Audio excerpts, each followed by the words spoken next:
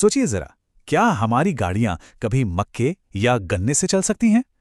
सुनने में थोड़ा अजीब लगता है ना? पर यही तो बायो एनर्जी का कमाल है। आज हम बायो एनर्जी, बायोमास और बायोफ्यूल की इस पूरी दुनिया को समझने की कोशिश करेंगे और देखेंगे कि ये पौधे कैसे हमारे ट्रांसपोर्टेशन के फ्यूचर को पावर दे सकते हैं। तो हमारा रोड मैप कुछ ऐसा रहेगा। सबसे पहले हम समझेंगे कि आखिर ये बायो एनर्जी है क्या। फिर हम देखेंगे कि कैसे आम पौधों को एक पावरफुल फ्यूल में बदला जाता है।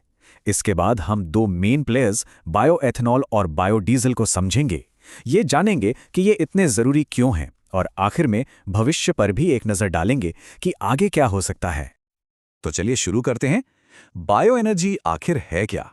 इसे आप ऐसे समझिए कि ये रिन्यूएबल एनर्जी का एक बहुत ही मजबूत पिलर है जो अपनी सारी शक्ति हमारे प्लैनेट के नेचुरल प्रोसेस से ही लेता है।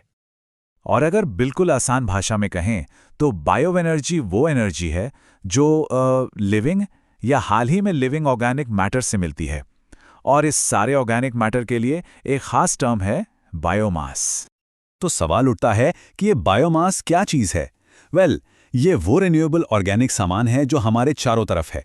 मतलब खेतों की फसलें, जंगलों की लकड़ियां और यहाँ तक कि खेतीबाड़ी का कचरा और जानवरों का गोबर भी। जी हाँ, यही वो कच्चा माल है, वो फ्यूल सोर्स है जिससे बायोएनर्जी बनती है।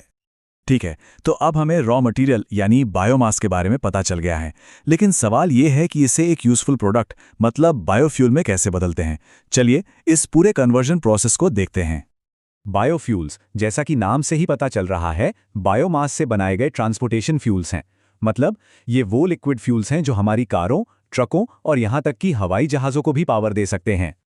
ये पूरा प्रोसेस 3 मेन स्टेप्स में होता है। स्टेप 1, बायोमास को इकट्ठा किया जाता है, जैसे मक्का, लकड़ी या कोई भी ऑर्गेनिक वेस्ट। स्टेप 2, फर्मेंटेशन या दूसरी केमिकल रिएक्शंस के जरिए इसे कन्वर्ट किया जाता है।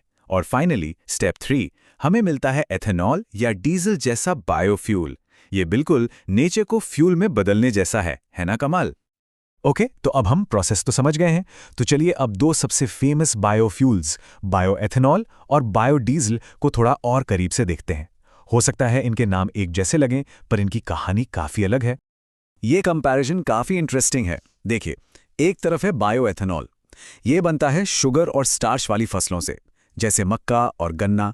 इसे बनाने का प्रोसेस है फर्मेंटेशन और इसे आमतौर पे पेट्रोल में मिलाया जाता है। वहीं दूसरी तरफ है बायोडीजल।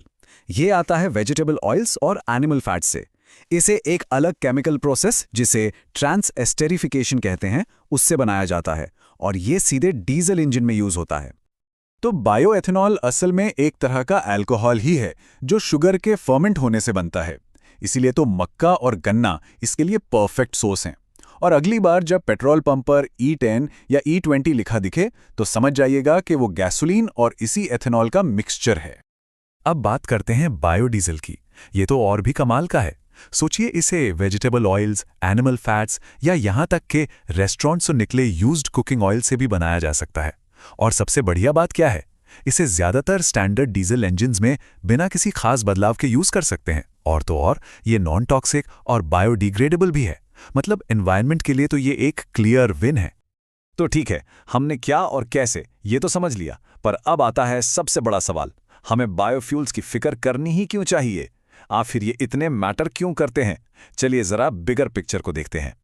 देखिए, बायोफ्यूल्स के फायदे कई हैं। सबसे पहला, ये फॉसिल फ्यूल्स पर हमारी डिपेंडेंसी कम करते हैं। दूसरा, इनमें कार्बन एमिशंस को कम करने का पोटेंशियल है जो क्लाइमेट चेंज के खिलाफ लड़ाई में एक बड़ा प्लस पॉइंट है। तीसरा, ये हमारे किसानों को एक नया इनकम सोर्स देकर एग्रीकल्चर सेक्टर को सपोर्ट करते हैं। और चौथा, ये कचरे जैसी चीज़ों को एक कीमती फ्यूल में बदल सकते हैं। मतलब वेस्ट से वेल्थ बनाने का एक शानदार उदाहरण।